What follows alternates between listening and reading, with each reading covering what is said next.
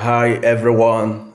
I am super excited to join you in this great summit, this decentralized intelligence summit. My name is Charles Awuzie, and I am the CEO of Gamesberg Group. We own Africa's first generative AI platform, the Gamesberg GPT. I am also co-founder of Transhuman Coin, a blockchain project which is seeking to merge AI and biotech in the metaverse to drive decentralized science and solve real world problems. Well, I was inducted into the Forbes Business Council in 2021, and today I am super excited to discuss the topics that we all are so passionate about, and that is the blockchain, the AI, and the Web3 revolution. Well, first of all, let's start from a history of what is going on, the digital revolution. There is an ongoing shift from traditional industries to a digital economy. More people would want to buy things on e-stores, and not in physical stores. You see, more people would want to pay online than to transact with cash. That is a transition from traditional industries and traditional mode of transactions to a digital economy. We are currently at the age of the fourth industrial revolution, which is characterized by artificial intelligence, robotics, gene editing, IoTs, and now the blockchain and Web3 revolution. We are here today to discuss blockchain, Web3, and AI. And I'm going to start with blockchain. You've heard about it, either from social media, crypto influencers, or mainstream media. But the question is blockchain just all about cryptocurrency? The answer is no. Blockchain is more than just cryptocurrency. The blockchain is a distributed ledger technology, which is actually a new way of recording and storing information on multiple stores, on multiple data stores, which are spread across the world, right? So these are um, decentralized servers hosted by different people across the world. And currently, this blockchain this blockchain technology is being used in developing smart contracts, what we call dApps, and that's the decentralized applications, and the very famous cryptocurrency, among other use cases for the blockchain technology. I'll need to say here that the blockchain is the most secured and transparent database technology, which makes it suitable for critical government and private processes. And someone would ask, what kind of government processes can we use blockchain for? I would always advocate for the use of blockchain technology in the electioneering process. I was one of those who stood and advocated for the use of a more secured blockchain kind of technology in our last presidential elections.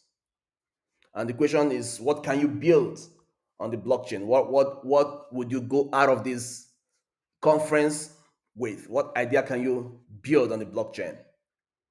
I usually would just mention what we are building, and that could inspire you to think of what you too can build. At Transhuman Coin, we are obsessed, quite obsessed, with transcending current human limitations, and that includes aging and the other human limitations.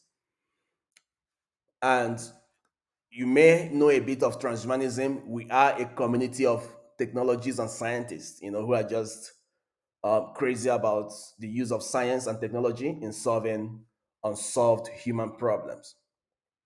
And when the blockchain technology evolved, when it was born, we started thinking of what to build on it. I'm going to mention a few projects that we currently are building out on the blockchain. The first is a decentralized medical record system. We are syncing data, real world data from IoT medical devices, like your weight trackers, right? Your smartwatches and other IoT medical devices. And we are syncing that data onto the blockchain. And this would make medical records readily available, you know, in an anonymous mode to researchers and people who are trying to solve these medical problems. Our second project is an AI content ownership system. I mean, with the massive adoption of generative AI, which came from the birth of your ChatGPT, Bard, and our very own Gamesberg GPT. The question becomes, who owns the content that is being generated? Who owns it? And that question motivated us at Transhuman Coin to start building out an AI content ownership system that would help people to track um, who owns what. It could be the images generated, from these platforms, NFTs and all of that. You just push it onto the system, and it generates a unique address on the blockchain with which you can lay claim of ownership on that particular content.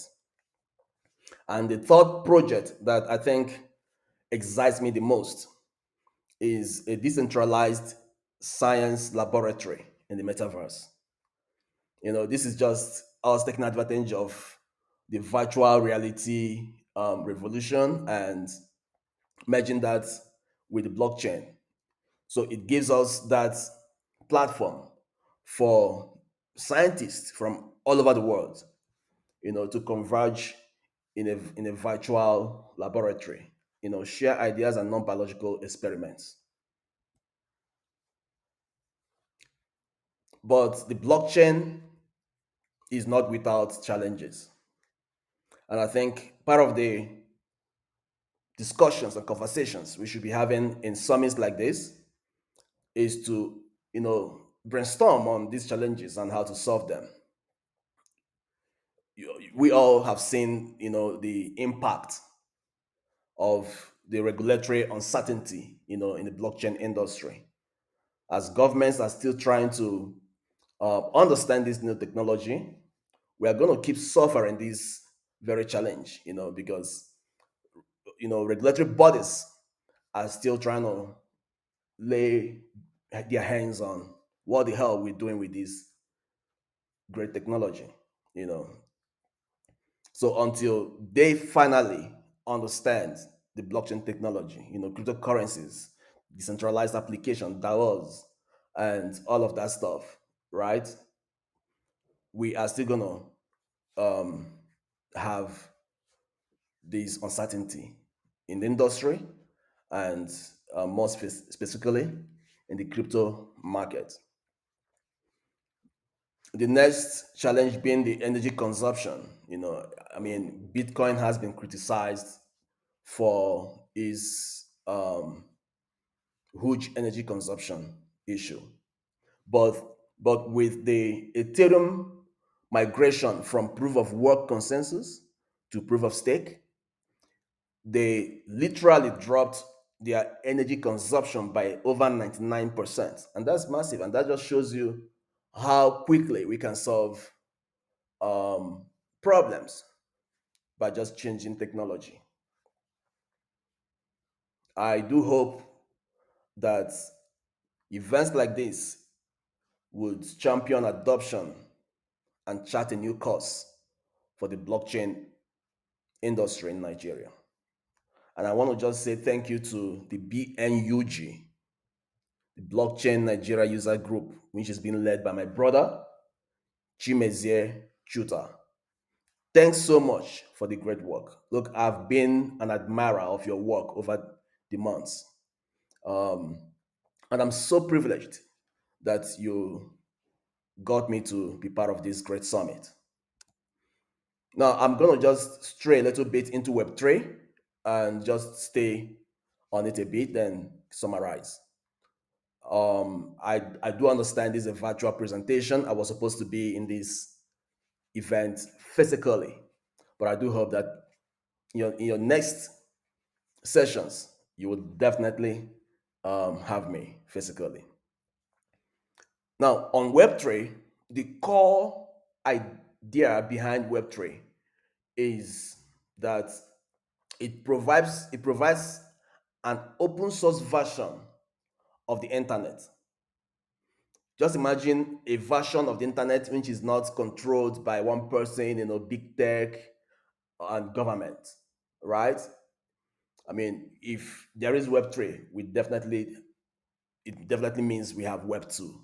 And currently, the limitations of Web2 includes problems like absolute control by big tech organizations, you know, and they have power over your data, and that raises question about data privacy and user sovereignty.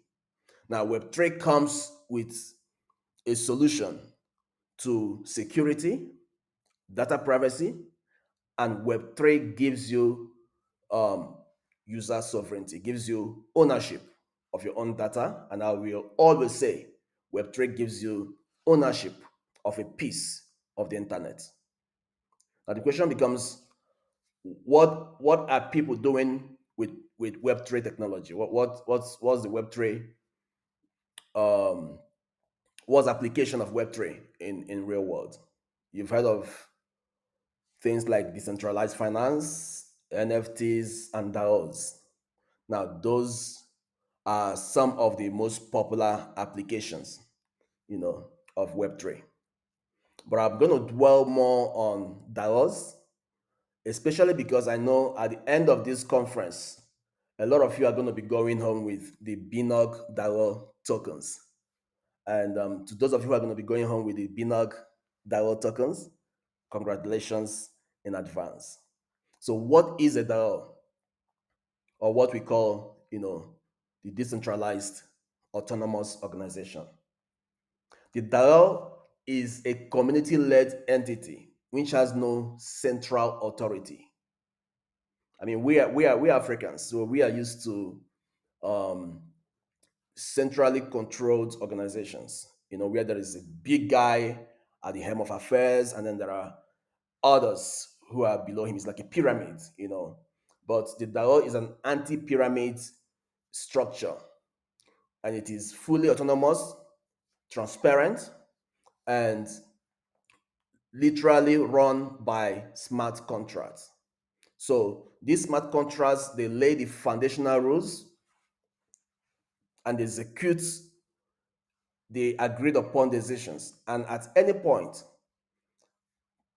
if the community comes up with proposals, then these smart contracts can enable those would enable the voting. And one thing that is so amazing about the structure of both the technology and the ideology is that the codes that run the smart contracts are publicly audited. They are public to everyone. So there are no hidden codes. You won't, have to deal with, I don't know what is there. They say one and then put another thing behind the codes. So these codes are publicly available for audits. And I'm just going to give you 2 points that may help you to understand what this organizational structure is. First is decentralized autonomous organizations are actually legal structures. They are Lego structures, but it differs from the traditional Lego entity by the fact that it applies codes run contrasts and not your usual paperworks, or contracts drawn by lawyers. These contracts are usually drawn by the members and coded by programmers, you know. So it's a Lego structure with no central governing body, and every member of a DAO shares the goal of that organization, and they act in the best interest of the entity. So if you're part of the BNUGDAO, you must get to learn what their goals are and act in the best interest of the BNUGDAO. Now, DAOs are organizations which operate on the blockchain technology. So this is another application of the blockchain technology. Now we can have organizations which are run by codes and are autonomous, running effortlessly and transparently on the blockchain technology. I do hope that at the end of this summit, we are going to have more DAOs in our country. We want to see also the adoption of the decentralized autonomous organizational structure and technology in governance, both at the political level and in other facets of our national lives. That takes us to artificial intelligence. I'm going to dwell a bit on this, then we call it a day. The question is, what is artificial intelligence? We've heard about it, it's gone viral right now. Everyone talks AI, the most popular being the AI images that are generated, with applications. Now, this is my personal opinion. I do not think most of the images we call AI images are actually AI images. I think they are just images that are edited and by applications, using probably pre-prompted um, prompts, pre-prompted commands, but they are not the best way to describe the powers of artificial intelligence, you know. But they're a good way, to get introduced to AI. AI is a branch of computer science which builds machines that mimic the human intelligence. I'm going to say that again.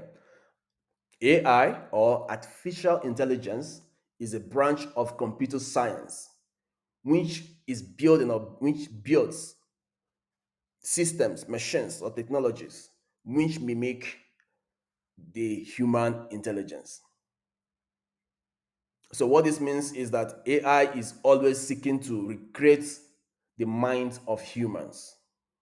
You know, it's an attempt to make computers like robots, bots, name them, other pieces of technologies to think and process information or data in the same way that we humans would do.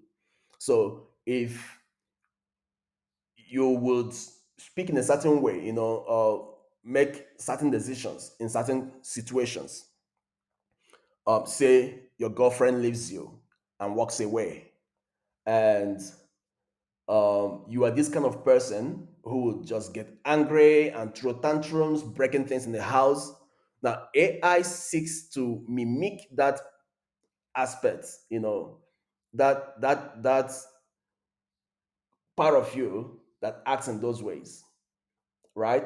It would respond like you, think like you, and make decisions like you. And that's why we now have, bots like conversational bots, which literally could make conversations in the same way that you would make those conversations, And the most trending application of AI right now is what we call the generative AI technology. You don't have to waste time again, searching for resources and contents on the internet. No, with generative AI tech, you can simply go on one of them, ChatGPT, your bars, and the rest of them, and prompt it to generate the content that you want.